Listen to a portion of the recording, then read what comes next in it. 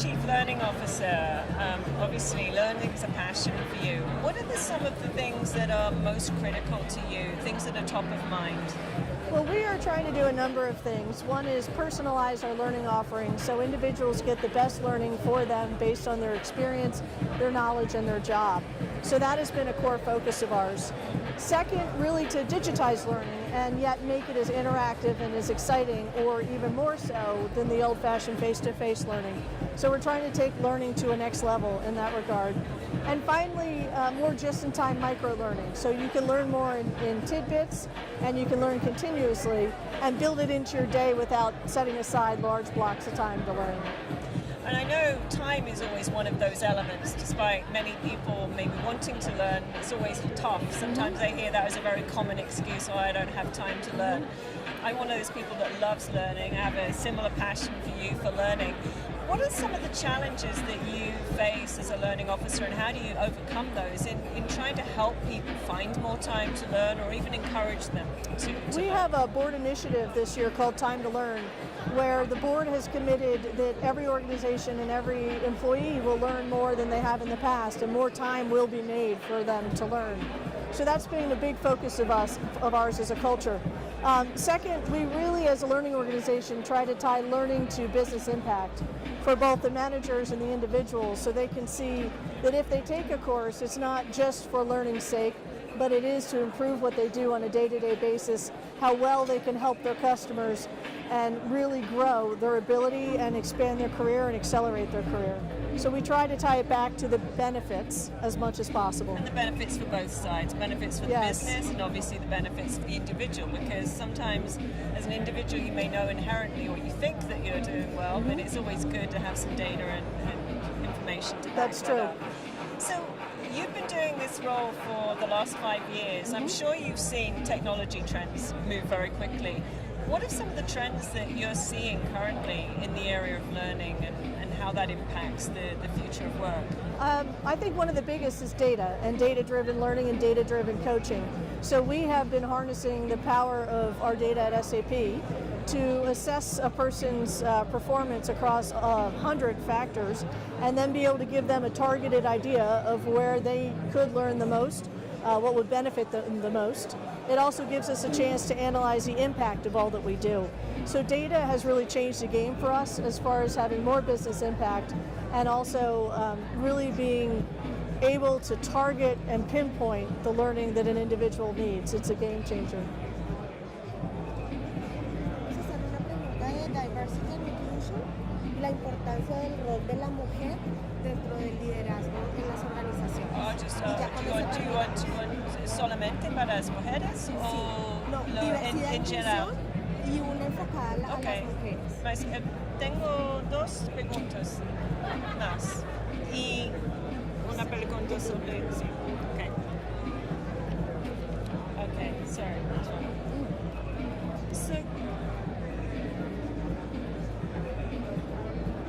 So besides those, we've talked about the trends that you're seeing. How do you see that impacting the future of work and the future of learning in general?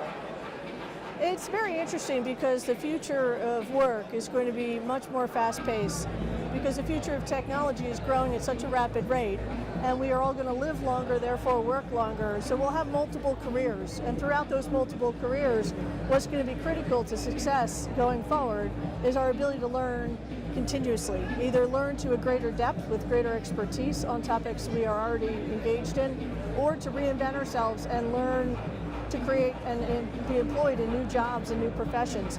So learning has become much more of a lifetime focus and not a university and then done approach. Yeah, and it's this very interesting approach, because it could be that an individual could have multiple careers in their lifetime, and in fact, as you said, essentially reinventing themselves multiple times. And I think for most individuals, if you like change and you like to switch things up, then it's great for everybody concerned.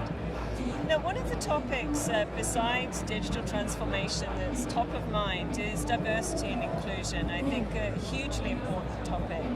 And I would love to get your perspective on the role that learning's playing in helping women become leaders and especially in the area of technology, it's always historically been an area where there haven't been as many women.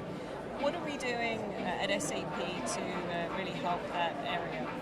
We have a lot of programs at SAP. One is our LEAP program, which is partially learning and also networking and mentoring. And it's a program that women go through, high potential women go through for a year to accelerate their careers. So we have a lot of programs that combine learning with other elements to accelerate careers.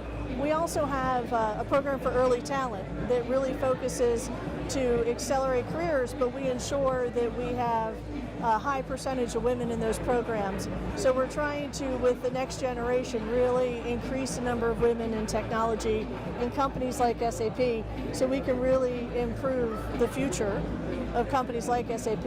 And then near term, we have goals of having 25% of leaders as women, and we are laser focused on the here and now as well. That's amazing. So I've got a couple of last questions for you. When you look at some of the characteristics and what's needed for the future of the future workforce, what are some of those characteristics? It's really interesting because what becomes more important, one, technology and computer science and programming are going to be very important. But really what you see becoming increasingly important is soft skills, the things we would historically have called soft skills.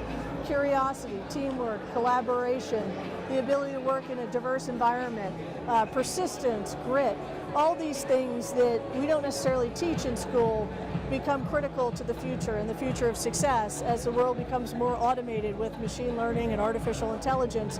What you'll see is the jobs left are the ones that humans can uniquely do with our unique imaginations. And those aren't necessarily skills taught in schools today.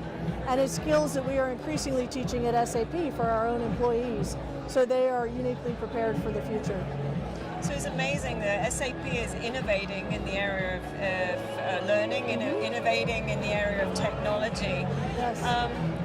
Last question for you. As a Chief Learning Officer, if you look into the future a little bit more, and what would be some advice that you would perhaps give your peer group to other Chief Learning Officers, whether that's in the technology industry or indeed any industry? That's interesting. I like to go to forums to share with other learning officers so we can get the best out of the industry. And we do that often. But really what a lot of the focus is when I talk to other learning officers is on business impact. And we've worked hard at SAP to have a very data-driven approach to ensuring our programs create impact and verifiable impact. And that's one area where we, I think, have been out ahead and where we really talk to and help other CLOs in how they can do that as well. Because it changes the conversation with the leadership to be able to prove that you can increase revenue, that you can have effect on pipeline, that you can improve security of your products and quality of your products through learning. And I think, I'm sure you'll agree, a company as big as asset is its people, and a company is its people. So I think investing in learning is absolutely critical. Well said. So thank you so much, Sharon, for taking the time to share your opinions on learning, the future of work, and the future of learning. And I wish you a great time here. Thank you. Bogota.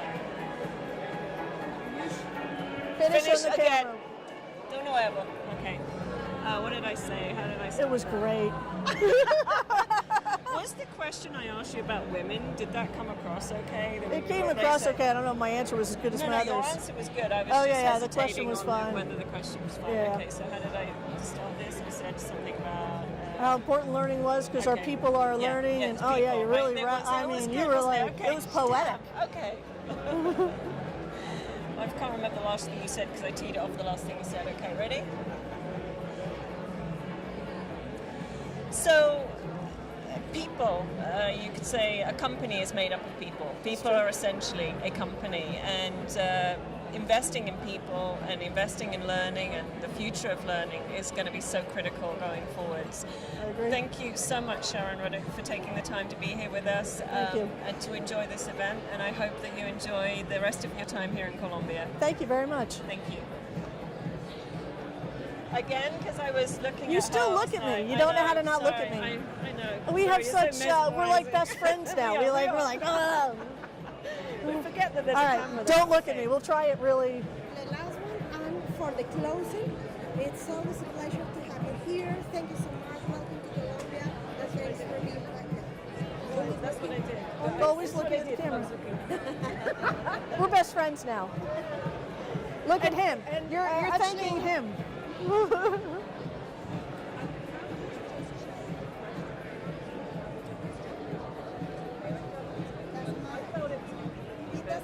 All right, I'm going to refuse to look at you. All right. Okay. So I have to look at Leonardo. Look at Leonardo.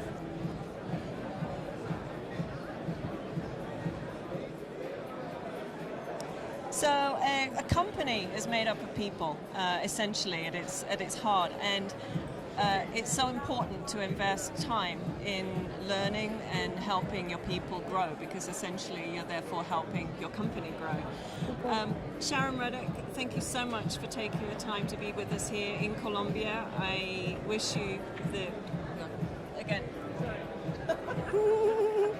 Okay, fourth, fifth time lucky. Wow, they'll have We fun were in doing editing. so well right until the Oh, we were. Well, once you get on a roll, it's hard to. Well, it's hard to because just it's hard to we're just pick up natural. because we were in a Yeah, now it's more conversation. acting. Now I'm like, Now you're acting for the now I'm camera. acting Yeah. for the camera. This is Yeah, okay. this way, a little closer. Yeah.